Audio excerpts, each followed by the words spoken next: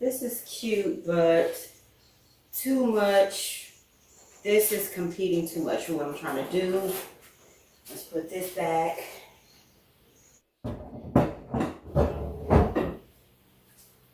Maybe this.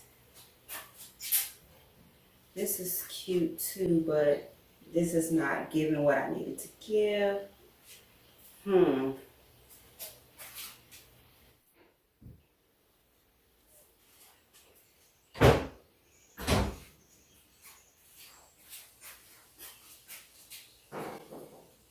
This is perfect.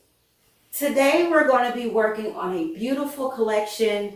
Now, when I pick out my containers, I'm very intentional about what containers I use, where I place where, and how I use it. And also the rhythm and the flow of the containers also matters as well. We have a few more supplies that we need to get out here because we're going to have to work these babies, and the outcome is going to be absolutely gorgeous. I mean, gorgeous. I mean, hold on a minute. Before we get in that, can we get into these containers, honey?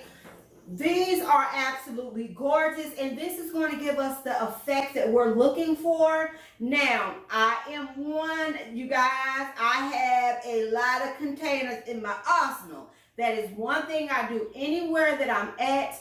I like to travel, and when I travel, I always make a beeline to the nursery. And before I look at the plants, the first thing I look at is I love to look at the containers, honey. I may not be able to get that plant back home in safekeeping, but I can always get a container at home. And you guys, there's been times when I've shipped containers back home and paid for freight shipping and things of that nature. You guys, when I tell you, I ain't gonna get on my rant about containers because I can continue to go on and go on and go on, so that's irrelevant.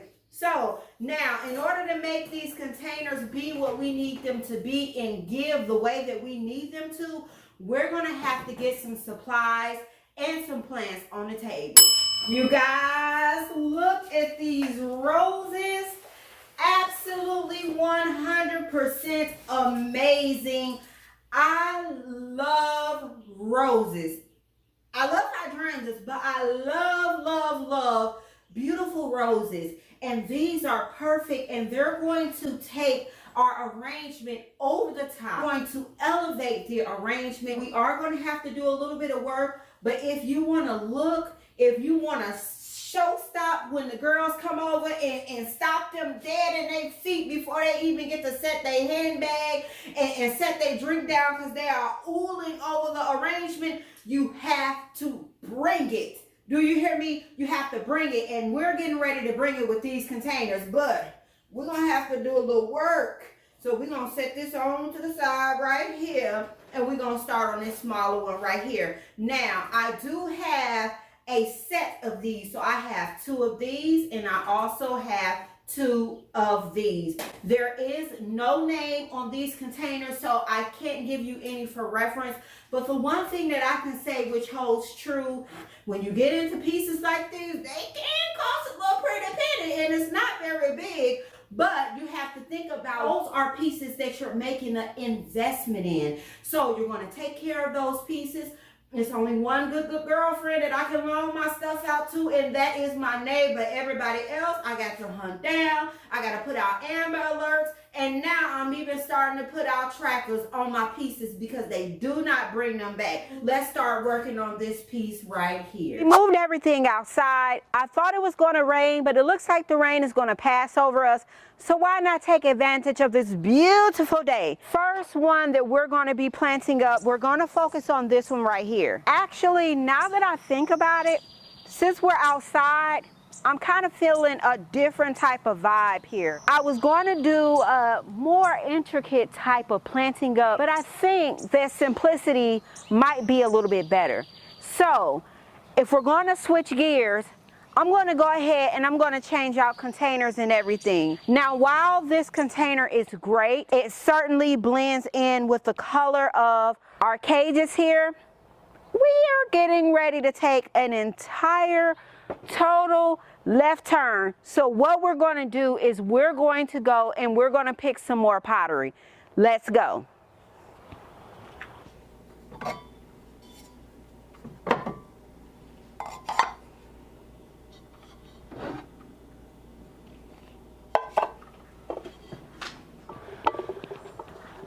So we have our pottery that we're going to be using, so let's start planting. Now, these balls open up. Both of these have latches on them where they just come up. So this might get a little bit tricky because sometimes with this one it kind of falls over.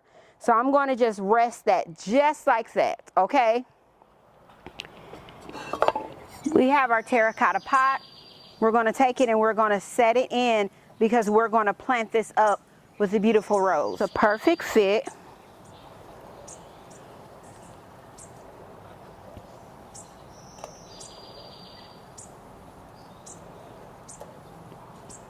Now, what I like to do is I like to try to tickle with the roses a little bit and position them so they can kind of just peek out a little bit. You got to kind of be careful because sometimes if your rose is too big, it won't come out. But you can always go in and you can clip it, or you can let the rose bend, and it adds a little bit to the elegance of everything. And we're going to latch her back here.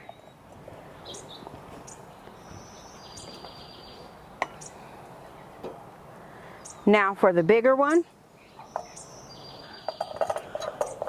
actually has a latch right here. We're going to pull the latch back and then we're going to set that. Now I am going to have to hold this and work with one hand. Close the latch back down because otherwise it'll topple over. You don't want that, and you definitely don't want your pot to crack or break. We'll unlatch it again, come back, flop it down in our container. Now, we'll set this over to the side.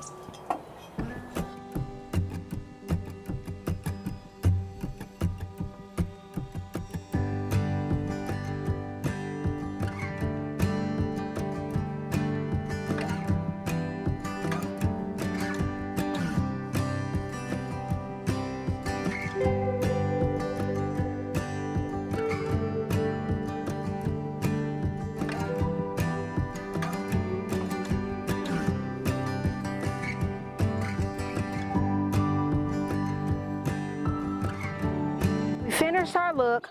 I'm absolutely loving it. It's elegant, it's very romantic, it's giving us those very much summertime cottage garden, formal garden, whatever garden that you have. I feel like you could take this set here and just make it work for your garden. And it's very elegant. When you have your good girlfriends over, you can certainly make a statement. Or even if you're sitting in the garden alone or just having tea or you're taking coffee, whatever, it is very much on trend with what's going on right now in my garden.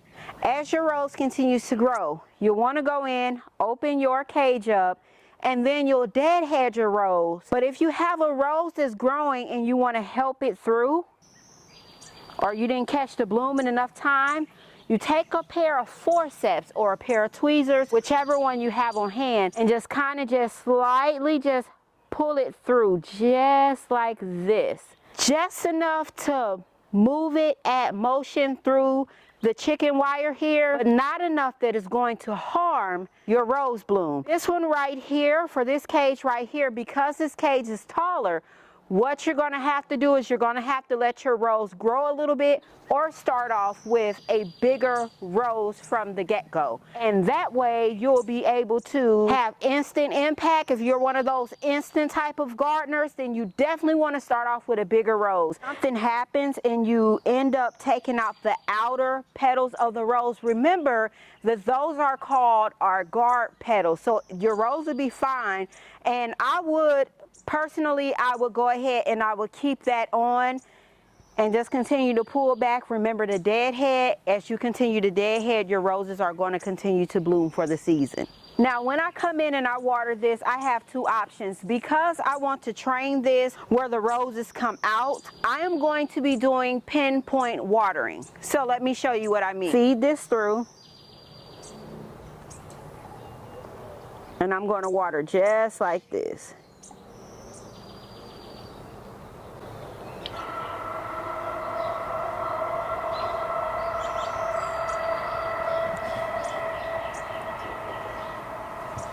Now, I may get my table wet, very easy to wipe up. Same thing with this one right here, come through on the side and just water. And each one of these small terracotta pots do have a hole inside of them, so it's going to make it very easy to water them. Drop down in the comment box, let me know what you think about this collection here. I would love to hear about it.